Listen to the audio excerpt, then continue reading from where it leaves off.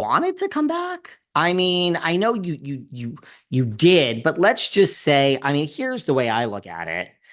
What are you more excited to watch? Are you more excited to watch a season with the Toms and Katie and Lala and Scheana and everyone the same? Or are you excited to watch a whole new group? Like, what, I guess, what would have happened if Katie and the Toms, well, if everyone came back for a real season, not this 3 week thing? What would have happened? Ariana, I mean, is off living and starring and everything. Katie is working at a sandwich shop that she owns. Okay, great. Like, these are interesting things. Lala had a baby. Schwartz and Sandy's is closing. It's not interesting if it's not a cohesive group of people. Now, I mean, have they shot themselves in the foot? I mean, Lala's done every interview possible to say, I don't speak to Ariana. I wish her luck. I haven't spoken to Katie. Not really friends with Tom. So, I mean, the group has, it's okay. After 11 years, people grow and they move on. I mean, the group is not, the show is not the same. It's not a group of friends that are hanging out. I mean, Jax always said it best. The reason it was the best show on Bravo is because it was a real group of friends that hung out. So I think if it came back, every one of you cries fake and staged, and you hate when this is staged. I mean, this to me would have been really staged. I think independently, they all have things going on in their lives. Lala has a second child. Katie's working at the sandwich shop. I mean, Ariana, you'd almost have to break the fourth wall the way the Kardashians does and have her chased, signing autographs at the stage door of Chicago and flying off to Fiji to host Love Island. That's fine, but that breaks the fourth wall. Tom is traveling with his band, which in a way also breaks the fourth wall. I don't really, no offense, I'm not trying to single anyone out. I really don't know that much what Schwartzy has going on in life or Scheana. Scheana has the podcast. And James does have DJ gigs, and somehow, because of Scandal, he is lucky enough to open for, Paulie D, who makes about like $30 million a year. So independently, sure, as a group, how was this group going to interact and fight? And what would they even fight over? You think Ariana cares about any of this? You think, I mean, Lala doesn't really seem to care. I think truly, I mean, Lala, they're probably all happy in a way that they don't have to do it. I mean, of course, you want to be on TV and you want the money, but I mean, it is like when Katie says, and we'll read some of the statements, like it is mixed emotions because I think like Lala is probably thrilled to not have to go work with these people. Of course, she would have gone. Sandoval, I don't think he wants anything to do with these people. So, of course, Ariana doesn't. So, and again, I ain't such an Ariana fan. I'm just taking myself out of it and being objective with what I see here. But I don't think anyone's really, it just would have been like a forced thing. I don't really think there was a show. So imagine if they all came back. Would you really, really, if you're being honest with yourself, want to have watched that? Like, what would we have watched? Honestly, we would have watched staged scenarios of Lala interacting with, Ariana and the Toms, and it just, I don't know. I mean, we've kind of had that, and it's kind of like the further you rise, the more you shall fall. I mean, Scandal saved the show, and it was the biggest thing ever, and it breathed life into it, and everyone got huge pay raises. And I said, you guys, you got to save your money. Come on now.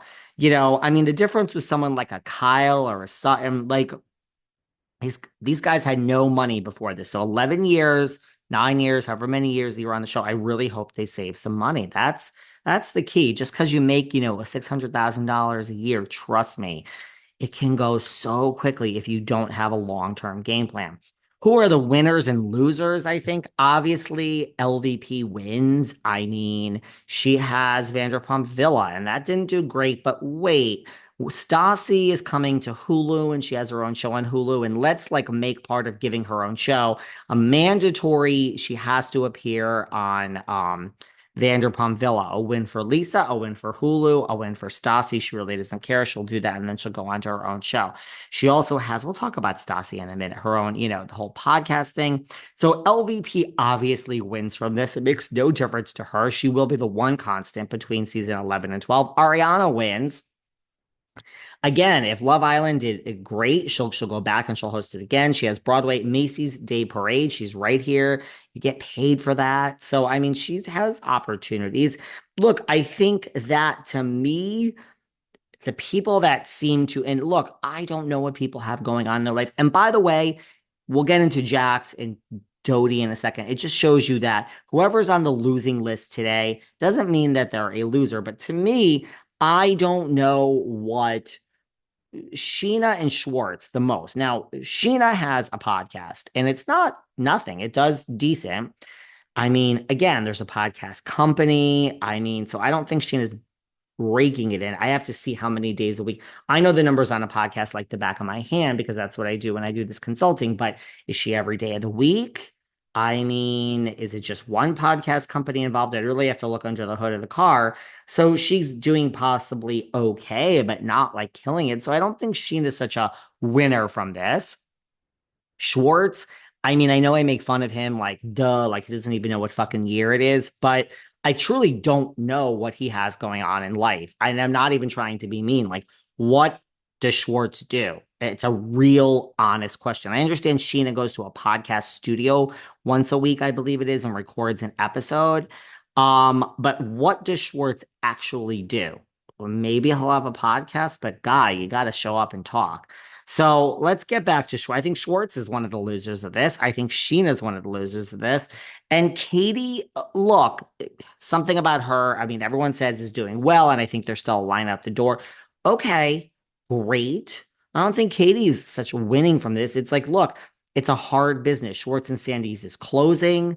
So there's that. It's a hard business. And I mean, at first I was like, Schwartz and Sandy's is closing. Okay. And then I read somewhere that Tom invested $1 million. I really hope it's $1 million total and it's only $500,000 of their own money.